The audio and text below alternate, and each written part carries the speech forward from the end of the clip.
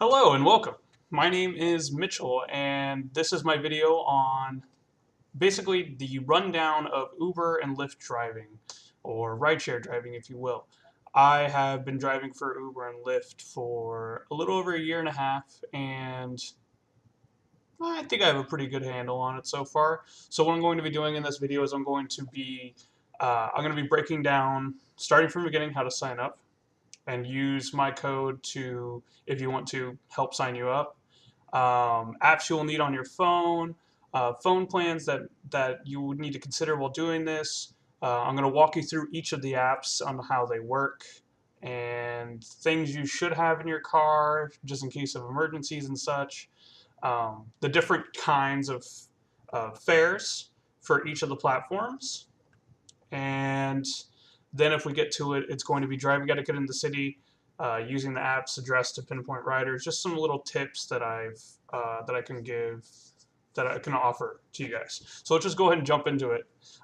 So for signing up, in the description of the video, you will find two links. These are my referral links. So when you click them, for Uber, it'll take you to this page, and it'll say Mitchell has invited you to make money with your car. And for Lyft, it'll take you to this page, but which will automatically have my code inputted in here if you use the link. Um, if you just go to the website manually and you still want to use my referral bonus or give me the referral bonus for referring you, then just copy and paste the links that you will see up here. So it's pretty cut, dry, and simple. The process is really quick, a little bit different for both. So for Uber, you enter all your information. You either have a car or you need a car. And Uber has a couple programs where you can lease a car through Uber, which they automatically deduct the car lease payments through your weekly check, so you don't have to worry about the paying that. And I believe it's literally 2 weeks. Like, as long as you have the car for 2 weeks, after that you can come to Uber at any point in time and return the car. So if it's not working out, you can immediately get out. So if you don't have a car, this works out for you. And I own my own car, and I suggest that you strongly consider doing this option, because if you can afford it, because owning your own car and doing this, you will have a lot of wear and tear on your car. You're going to depreciate the value of your car, and it's going to all in all make you sad. It's made me sad over this past year and a half. Um, but you get a lot of bonuses with that. So fill in all your information and all that good stuff. Use my referral code. So blah blah blah blah blah blah. All that good stuff. And the process is very simple for Uber. After you enter the information, they're going to do a simple background check on you and a driving check to see if you have had any accidents or anything like that in the past, and make sure you're basically a good driver. And if you get approved, they'll send you. I believe they called me. They called me and told me that I was good to drive, and that was it. Lyft is a little bit different. They do the same concept where they background check, do a road check, a driving history check on you, and then what they do is they don't call you. They send you a text that asks you to set up an appointment with a mentor, which is a pretty good process for Lyft, because if you have no idea what you're doing and you want to get basically like the gist from somebody that's been doing this for a while, Lyft hires mentors to set up a meeting with them. They basically inspect your car, make sure it's not busted or anything, and they run you through the app. It's much more helpful. Has something similar, but just in my experience, Uber's employees don't care at all. They just don't care. They have you, after you get approved, you're going to have to go to a facility, one of the Uber's facilities, to get your car looked at, to make sure all your seat belts work, to make sure it's an efficient, or not necessarily an efficient vehicle, but it's not, fuel emissions aren't terrible, and all that good stuff. And then after that, after you pass both the checks, you're literally good to go on the road. I think some of them, I think both apps have a 24-hour waiting period where they have to confirm all your documentation, and then after that you're good. So you have to be insured. So you have to upload your insurance after you get approved. You have to upload your registration and your driver's license and your proof of inspection for Uber. And for Lyft, you don't have to do that part, but you have to do the license and registration and insurance. And yeah, so something to consider when driving for Uber and Lyft is phone plans. Consider how much data usage you have available to you. On a 8-hour day, I will say I use about 1,000 megabytes or a gigabyte. I don't know why I said megabytes, but it's a gigabyte of data. That's a lot of data. You're going to want an unlimited data plan. Phone, like voice to voice, not really that important because if I'm calling any of the customers, I am on the phone for 5 seconds. And text messaging, you might want to consider getting a higher amount on that because Uber's Uber and Lyft's announcement that you've arrived doesn't always work. So what I do is when I get to the destination and nobody's there, I send them a text message that I've already written out to tell them that I'm there, which helps a lot. So you want to consider having a high text count. Um, so that's something to consider. I know that you can request Uber to lease you a phone, a smartphone. I know that they offer that. I don't know if Lyft offers the same thing. They might, but don't quote me on that. Um, Things you should have in your car. I mean, you're driving around. Depending on where you are, just consider like make sure you have a spare tire. Um, air compressor could be a good option. Basic safety equipment. It's always a good thing because this is your job. Like your car is going to be your job if you're doing this, and you're going to be on the road way more than normal people. So it's smart to have those items in your car. You can look up basic like safety equipment in your car. But yeah, consider having that stuff. So the second to last thing, or the next thing I'm going to be going over is the different types of trips for each of the platforms. So for Uber, it goes UberX, Uber Rush, Uber Eats, Uber Pool. I believe that's all of them. Pretty sure. So I'm going to tell you the difference. UberX is basically a taxi ride. It's point A to point B, like that. You are that person's chauffeur until you drop them off, and they can change the address. They can do whatever they want while you're on the trip with them, as long as you let them. I mean, obviously you could tell them to get out if they're really annoying, but that's basically what UberX is. Uber Pool is basically it's a shared ride, so it could either be the passenger could request for up to 1 or 2 people that are in their group, and Uber will match you with other passengers, 1 or 2 people that are going in the same direction or around the same destination. And this is really good for the drivers because there are programs in Uber to give you bonuses based on trips you complete per week, and every single passenger in an Uber pool counts as one trip. So that can really boost your trip count if you're doing Uber pools. Um, but they're generally the gimmick of it is they're cheaper, so you're not going to be making as much money up front theoretically. It really depends on how far they're going, but Uber Pool works similar to UberX where it's time and distance. It's just the values are different. um, and then we have Uber Eats. Uber Eats is Uber's delivery program where you go to a restaurant, you pick up food for a person, and then you deliver it.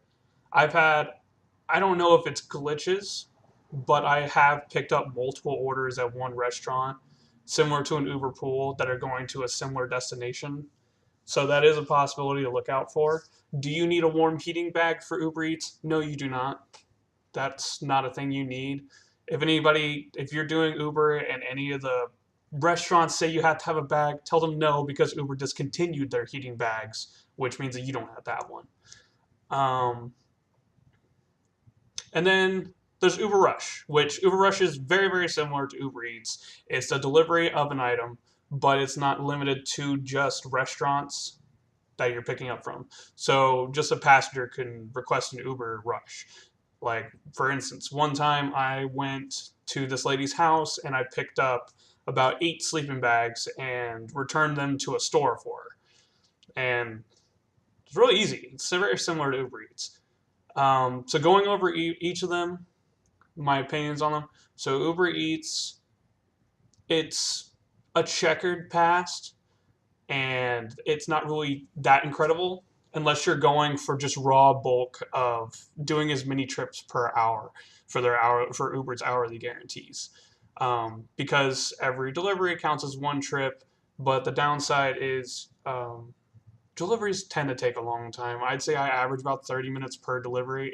It really varies on where the restaurant is, where you are, and how far away the person you're going to is. So sometimes they can take forever. And at times you go to a restaurant and the order's not even ready. And keep in mind, if you go to a restaurant and the order's not ready yet, you can leave. Just can't, like, tell the person behind the desk and be like, hey, it's not gonna be ready for 10 minutes. That's great. Cancel the request. I'm leaving. Because the one thing you have to remember while driving for Uber is never cancel your own trips unless you absolutely have to. If it's somebody else's fault, don't ever cancel the trip because it reflects poorly on you. That is one Uber's basically that's Uber's way of gauging how good of a driver you are. If you have a high cancellation rate, they think you're bad, and you can actually get terminated for it, which they're actually juggling their terms of agreement right now to change that.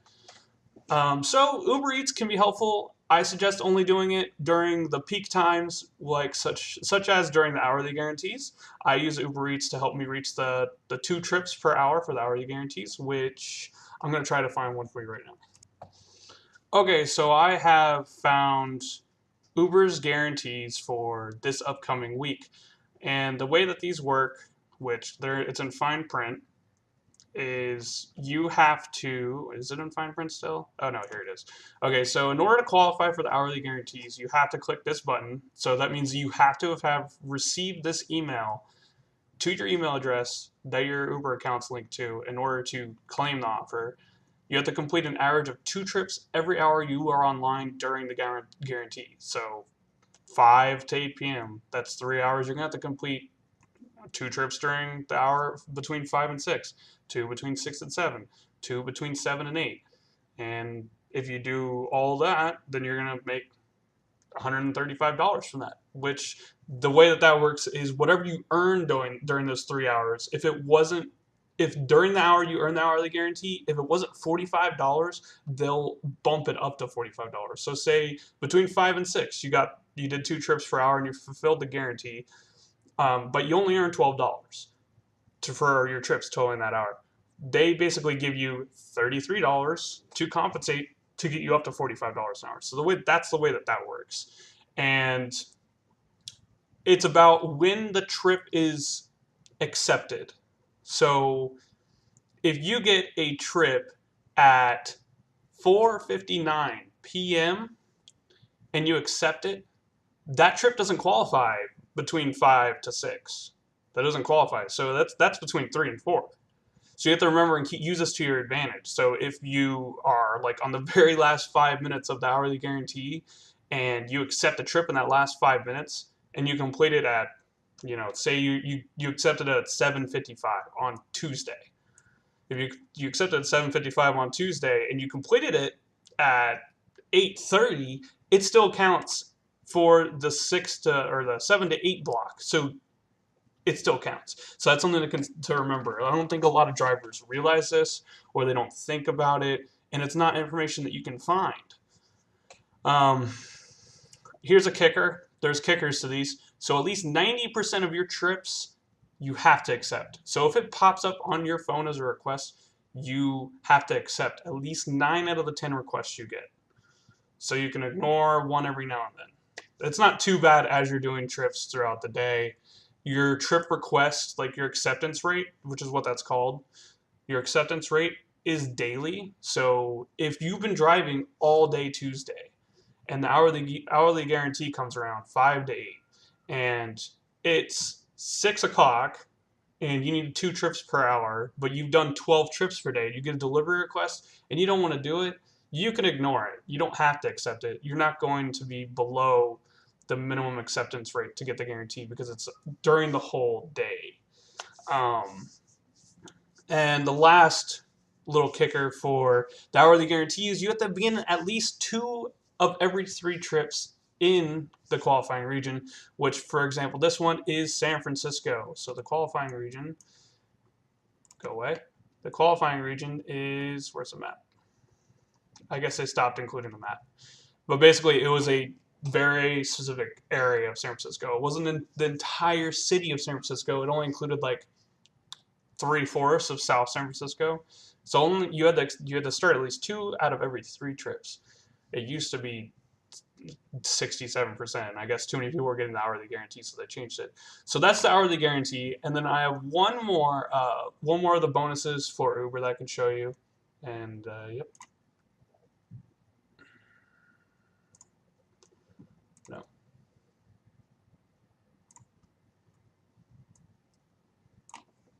Okay, so the next guarantee that is going to make you a good amount of money at the end of the week is your power driver bonus for Uber.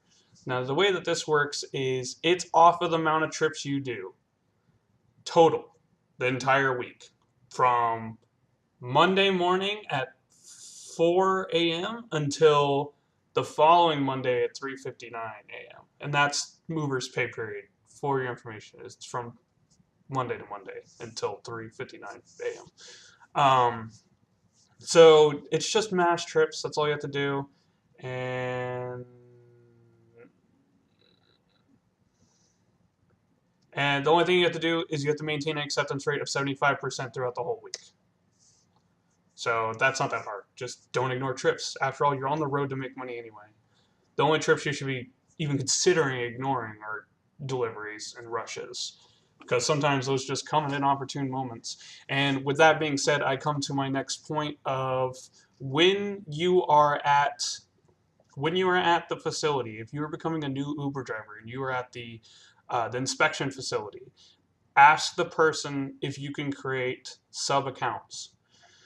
Or not necessarily, they're basically sub accounts which hold specific things. So, like I was saying, you don't want to be getting delivery requests when you're not trying to fulfill an hourly guarantee, because they just take too much time, and sometimes the city could be surging, and you'd rather get people than food. It makes sense.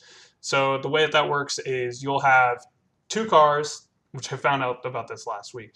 You basically have two cars on your account and you switch between the two. One car only picks up people. The other car picks up people and food. And the reason why this is good is because if you are an Uber Eats driver, Uber deliveries, like Uber Eats deliveries, prioritize over people. So if you are online with Uber Eats on your profile, you're always going to get the delivery over the person, which is just terrible. Just trust me when I say it's terrible. So that's Uber. Now I'm going to go over Lyft. I'm going to find their bonus, and I'm going to break that down for you. Okay, so now we're going to go over Lyft. Lyft is a little bit more optimistic and happy environment to drive in.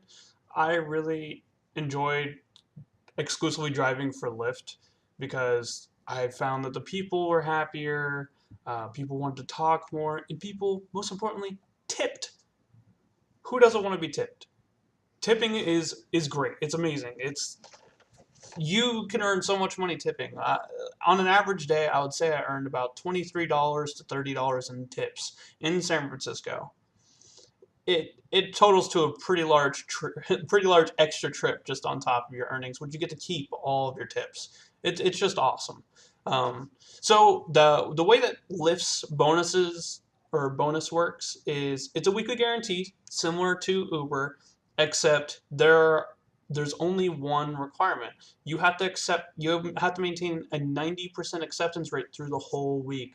So that just means accepting every single trip that comes to you.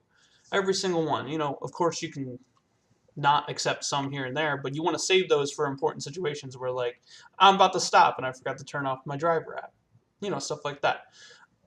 So to qualify for the weekly guarantee, you have to drive in one of these cities.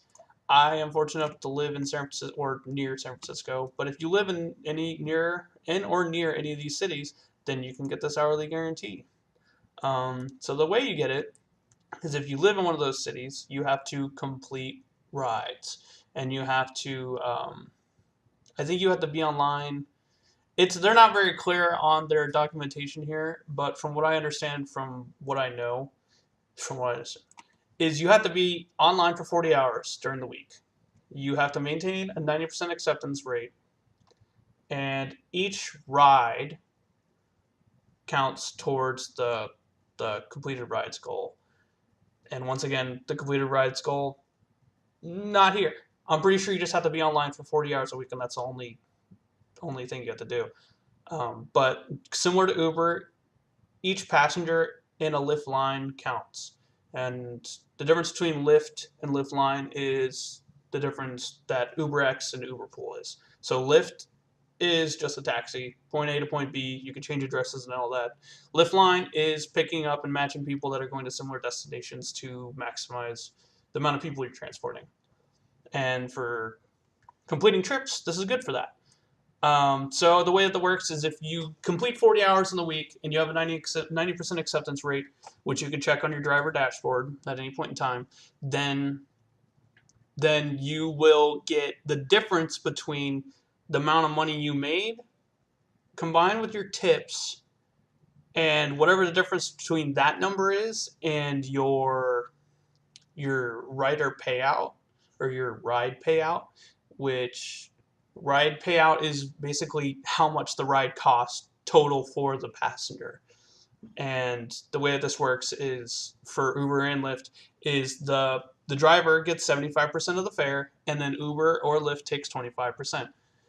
And in this case, they'll be taking 25% off every trip during the week. But if you get to 40 hours at the end of the week, whatever the difference between your tips and that 75% you made off of the trips is, the difference between that number and what the total trip cost was for passengers was, they'll give you the difference. So that's what's good about that. So that could stack up really quickly. It doesn't sound like a lot, but if you complete, you do 40 hours a week, which you should be around $600-$700 for doing that, and you got $600. 25% or more of that would be $800. So if you made $50 in tips for the total of the week, which would be low, then you made $650. The difference between 650 and 800 is 150. So you would have made, 800 basically.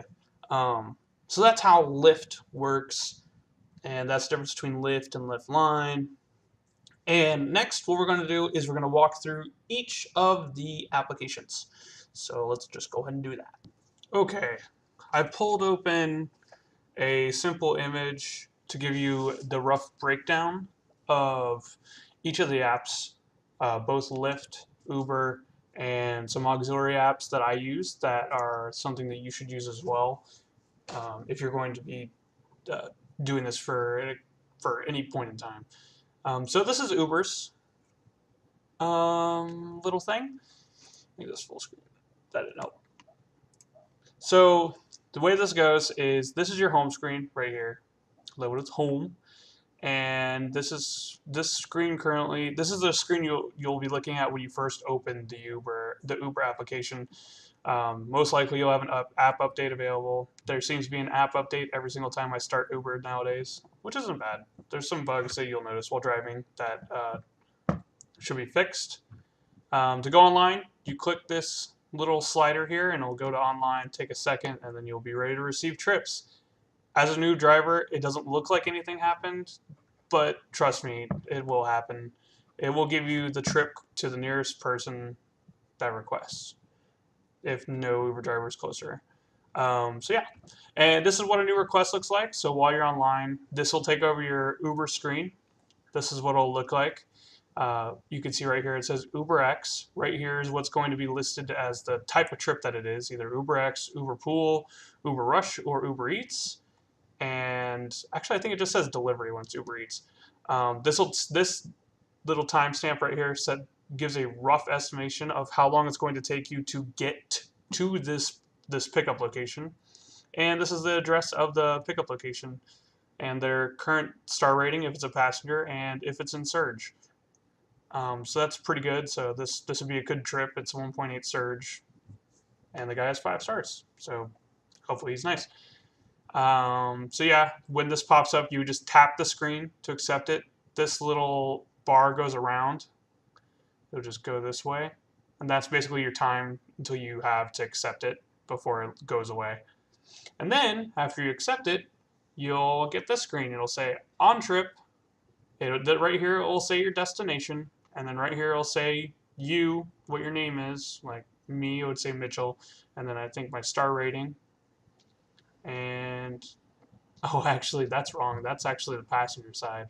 Well, I realized that I just grabbed the wrong picture for this, but it's basically the same thing for an Uber driver. Um, if you're using a different navigation, which be going over in a minute, if you're using a different navigation, when you accept the trip, it's going to say navigate.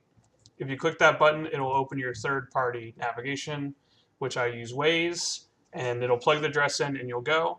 If you choose to use Uber's default navigation, first off, I have to say don't, because it's terrible. It's asked me to turn down sidewalks before. That's how bad it is.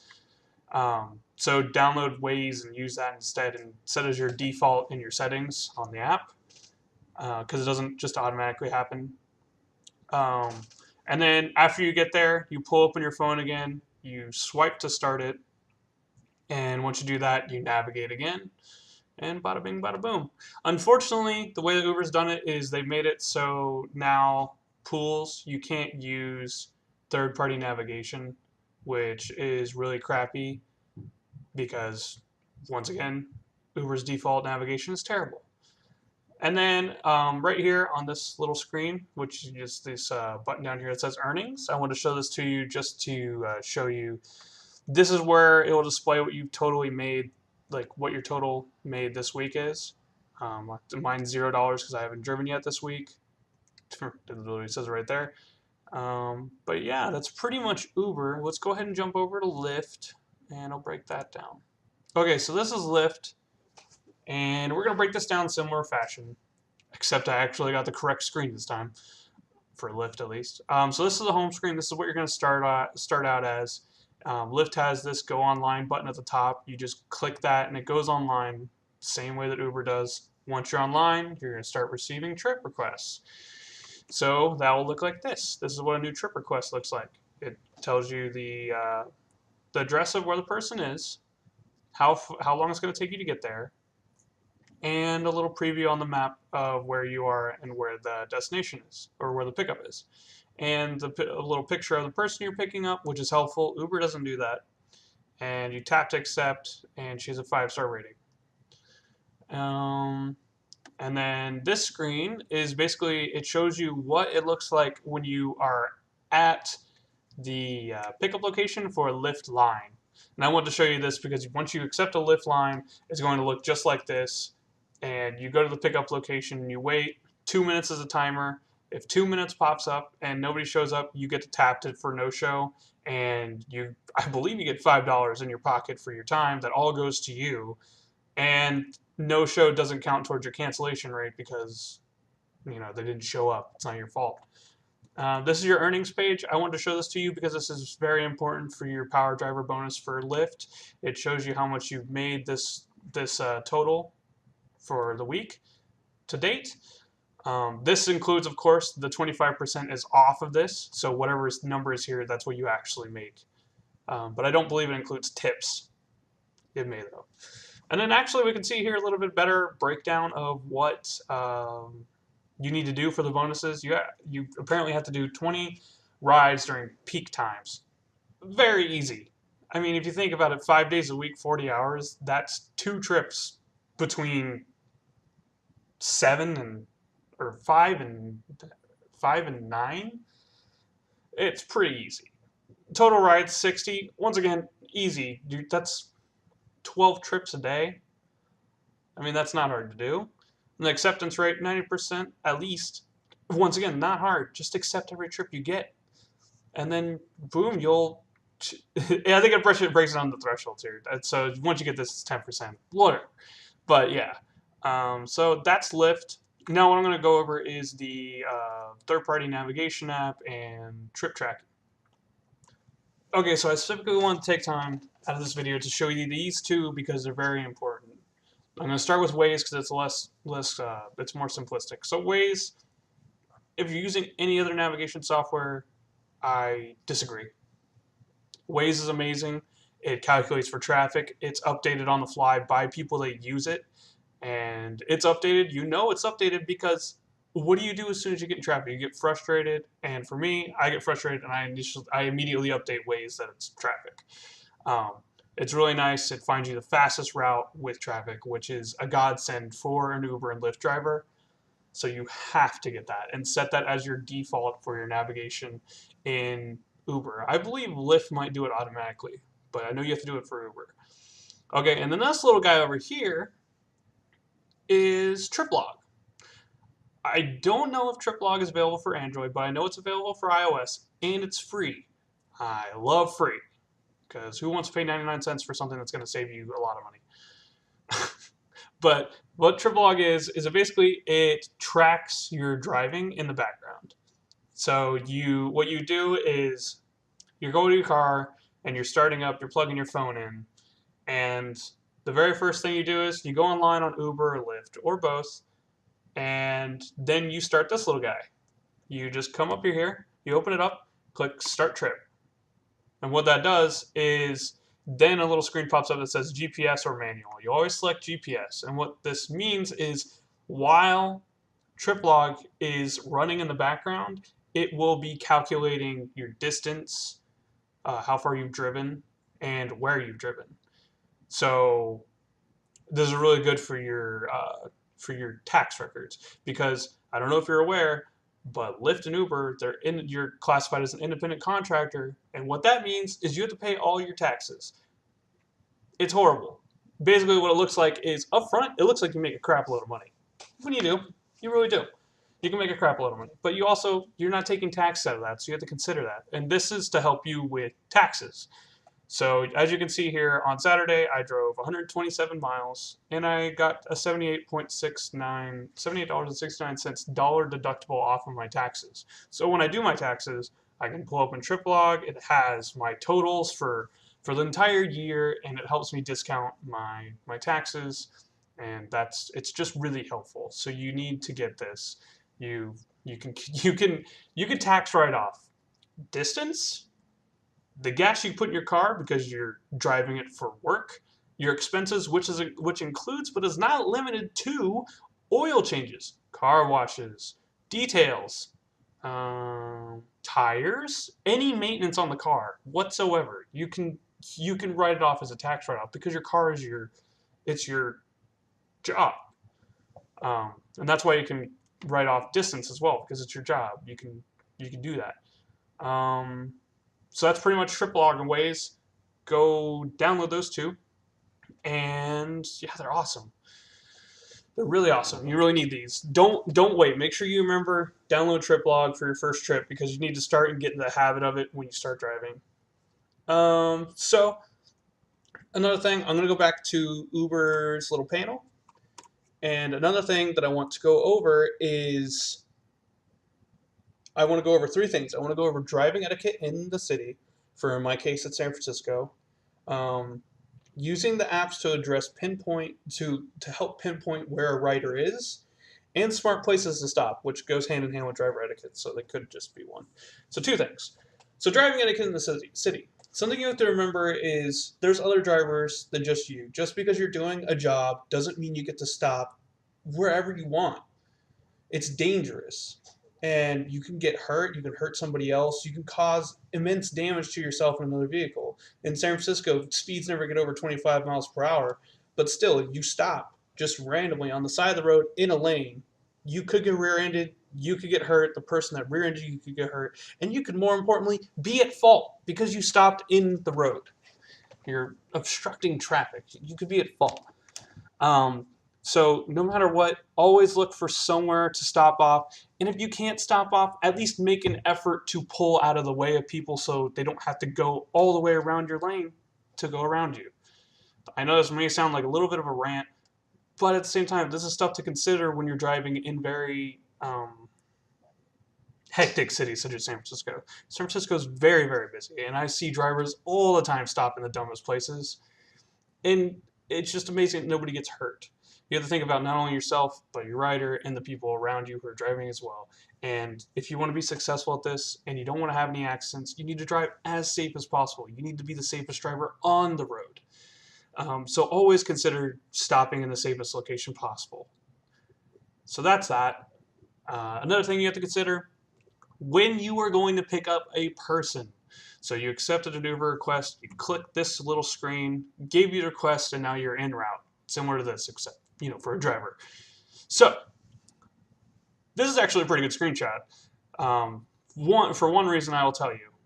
If this lake right here was a road, what Uber does a lot is it doesn't know, it miscalculates where the passenger is. So say the passenger was on this road right here. Like right here. The person lived right there.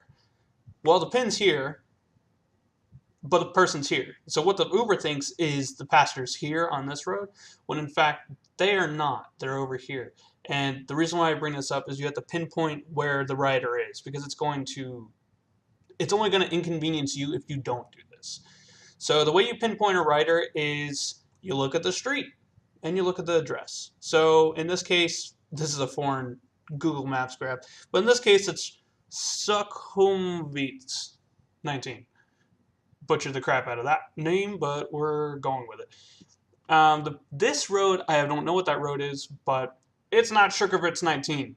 So if the address said Sukhumvit 19, you would obviously know he's on this road, I should drive on this road. That's all I'm saying with this. You need to read the address, read the road that's in the address, and think, am I going there? Because your navigation's not right 100% of the time. I honestly would say the navigation's right 50% of the time where the passenger is, honestly. Because when roads get really close, Uber messes up. It just happens. So smart places to stop. I know why I included this as an extra one. To remind me of Uber Eats. So you become an Uber driver. You've opted into Uber Eats program. So one thing, you have to find the smartest place to stop for Uber Eats. Now in San Francisco, I know from experience that the cops do not care if you double park as long as you're not obstructing traffic. If you're obstructing traffic, they're going to have to do something. But if you're not, it's fine. So what I generally do for Uber Eats, if it's in a residential area, because I don't know if you don't live in San Francisco, there's no street parking anywhere. But for Uber Eats, I'll park in front of garages. I'll park, anywhere that's out of the road, and I'll throw my hazards on. If you put your hazards on, the police will see your car, see the sticker for Uber, and be like, he's an Uber driver. He's going to be back in like 2 minutes. So that's something to remember. And if you want to be extra safe, is in California, I believe there is a unloading law that states if you have your trunk open and you have your hazards on and you're visibly unloading, you cannot be ticketed for double parking. I don't know if this law is true for everywhere, but I know that that's true for California. So if you want to be extra safe and you don't have a Prius like me, then you can open your trunk, because on the Prius, the trunk is one with car, and you don't want homeless people crawling in the car. Anyway, so that's one technique you could do. But yeah, I think that's it, guys. I think that's it. Ask questions. If you have enough questions or there's enough unanswered questions, I will do another video on this. And I want to help you guys out because there's a lot of information on the driving subject that nobody covers. Uber won't help you. Uber's not going to help you. Lyft, they're not going to help you either, because they run off of this weird infrastructure. They're a company, but they're not a company. They don't really have customer support. It's terrible. So if you have questions, please ask me. Please leave a like on this video and help spread the word to other people who are thinking about becoming an Uber driver, so that hopefully this can help them out. And comment your questions, and yeah, use my code. If you are not a driver and you're thinking about upgrading or thinking about becoming a driver, use my code when you sign up. Driving is awesome, even if you don't do it as a main job. Like driving just a couple hours a week to make some extra cash. It's awesome. It's a great way to make some extra money. But my name is Mitch, and I hope you found this video helpful, and you earn lots of money on the road. Thanks, guys. Peace.